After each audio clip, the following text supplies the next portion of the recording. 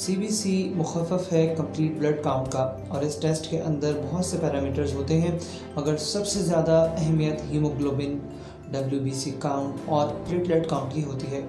Haemoglobin जिस्म में खून की मिक़दार को बताता है, WBC काउंट जिस्म में इन्फेक्शन के बारे में बताता है और प्लेटलेट काउंट जिस्म में खून के जमने की सलाहियत के बारे में बताता है।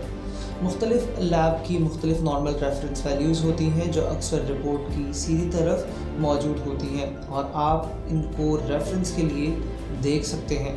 हम इन रेफरेंस वैल्यूज़ को देखते हुए ये जान सकते हैं कि क्या किसी शख्स में हीमोग्लोबिन यानी कि खून की कमी है या नहीं। मतलब ये कि अगर नॉर्मल से कम वैल्यू है तो ऐसे शख्स में खून की कमी है, वरना नहीं।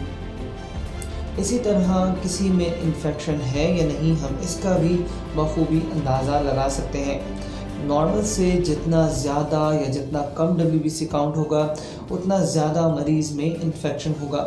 यहाँ पे मैं ये बात क्लियर करता चलूँ कि WBC काउंट से हमें सिर्फ इस बात का अंदाज़ा होता है कि जिस्म में इन्फेक्शन है या नहीं, मगर ये इन्फेक्शन जिस्म के किस हिस्से के अंदर मौजूद है हम इसका अंदाज़ा महज रिपोर्ट देख के नहीं लगा सकते।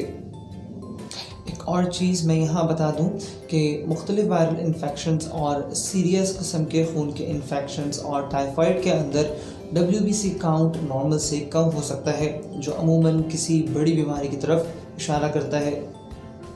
इसी तरह इस टेस्ट के ज़रिए हम मरीज़ के जिस्म में प्लेटलेट यानी कि खून के जमने के लिए ज़रूरी सेल मौजूद हैं या नहीं, इसके बारे में भी जान सकते हैं।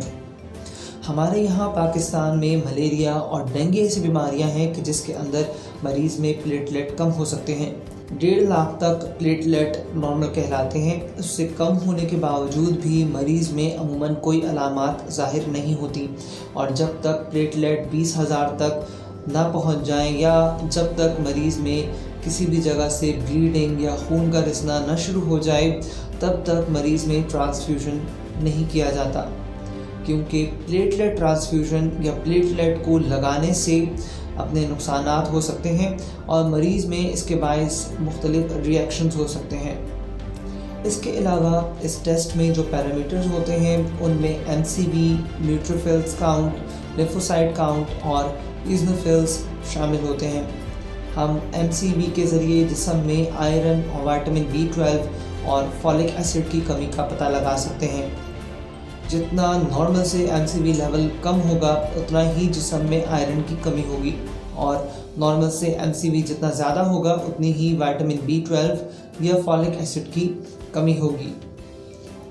हम न्यूट्रोफिल्स के ज़रिए कितना ज़्यादा इन्फेक्शन है इसका भी पता लगा सकते हैं, यानी कि अगर किसी का WBC काउंट कम भी है, जिसका मैंने थोड़ी देर पहले ज़िक्र भी किया, उसके बावजूद ये न्यूट्रोफिल्स काउंट मरीज़ में ज़्यादा होगा और जितना ज़्यादा न्यूट्रोफिल्स होंगे उतना ज़्यादा इन्फेक्शन होगा। हम लिम्फोसाइट्स के ज़रिए कितना पुराना या क्रॉनिक इन्फेक्शन है उसके बारे में भी जान सकते हैं। अमूमन TB या चंद कैंसर्स के अंदर ये लिम्फोसाइट काउंट बढ़ सकता है। इसी तरह यूज़नोफिल्स के ज़रिए हम ये जान सकते हैं कि मरीज़ में क्या किसी एलर्जी या कीड़ों की वजह से इन्फेक्शन है या नहीं, मगर मरीज़ में किस वजह से एलर्जी है हम उसका अंदाज़ा सिर्फ इस रिपोर्ट के ज़रिए नहीं लगा सकते और इसके लिए मरीज़ की हिस्ट्री यानी कि बीमारी के बारे में मालूमात का होना ज़रूरी है।